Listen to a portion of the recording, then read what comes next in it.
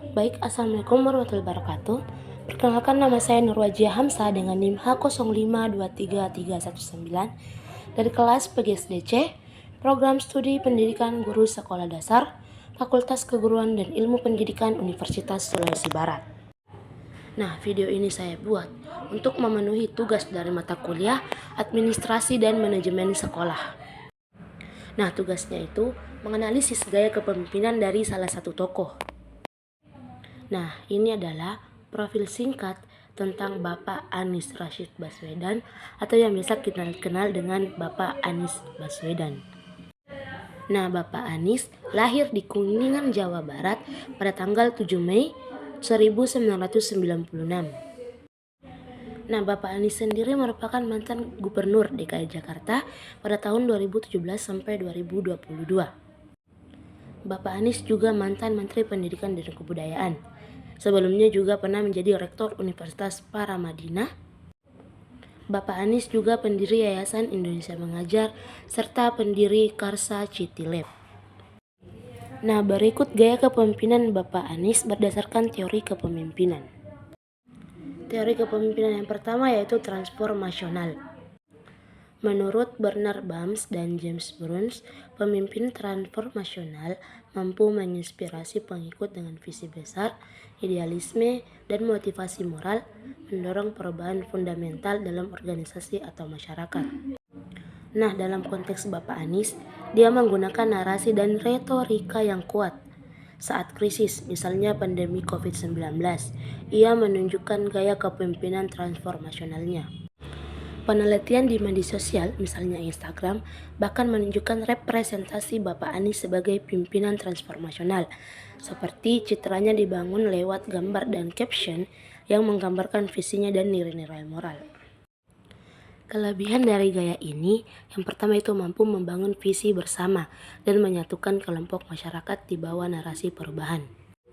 Yang kedua, memiliki daya tarik moral, misalnya berbicara soal keadilan, inklusi, dan kepedulian sosial yang bisa mendapat dukungan luas.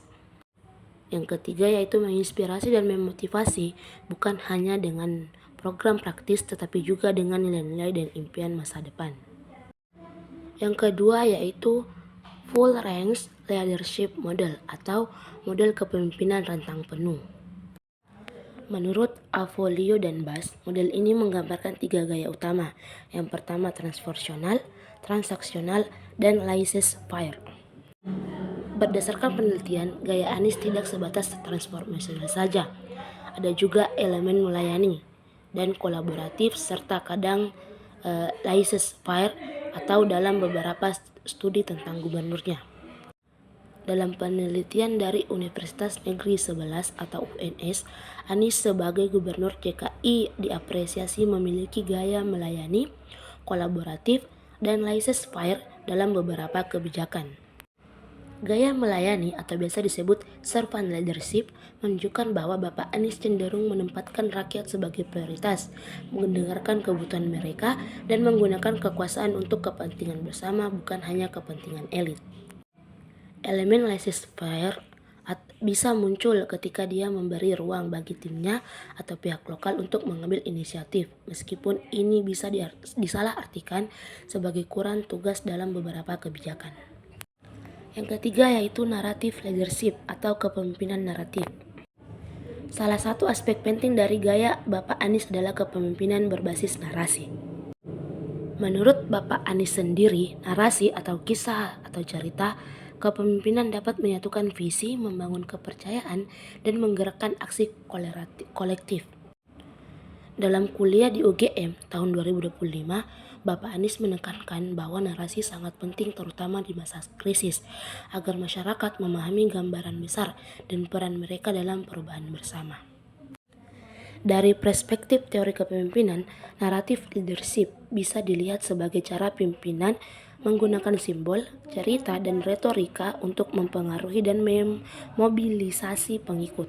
Ini sangat sejalan dengan aspek transformasional, tetapi menekankan medium komunikasi naratif sebagai alat utama kepemimpinan.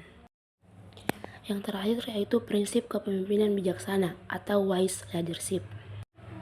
ada riset khusus yang menyoroti konsep kepemimpinan Bapak Anies, yaitu Fair and Wise Leadership atau adil dan bijaksana. Dalam teori kepemimpinan etis, pemimpin yang bijaksana tidak hanya mengejar efektivitas, tetapi juga keadilan, integritas, dan partisipasi masyarakat dalam pengambilan keputusan. Anies sering menekankan nilai-nilai tersebut dalam pidato dan kebijakan publik. Pendekatan ini membuat gaya kepemimpinan Anies lebih manusiawi dan berorientasi jangka panjang, bukan hanya pragmatis atau populis. Nah, jadi dapat disimpulkan bahwa gaya dominan Bapak Anies Baswedan bisa dikategorikan sebagai transformasional karena dia banyak menggunakan visi besar, narasi moral, dan inspirasi untuk mendorong perubahan sosial. Namun, dia juga menerapkan elemen kepemimpinan melayani dan dalam beberapa studi, laissez-faire sesuai dengan model full range leadership. Pendekatan naratif sangat kuat dalam gaya kepemimpinannya, seperti dia memahami bahwa cerita dan simbol sangat efektif untuk membangkitkan dukungan dan komitmen masyarakat. Selain itu, nilai kebijaksanaan atau wisdom dan keadilan sangat melekat pada kepemimpinannya, menjadikan pemimpin yang tidak hanya ingin memajukan kinerja tetapi juga menjaga integritas sosial.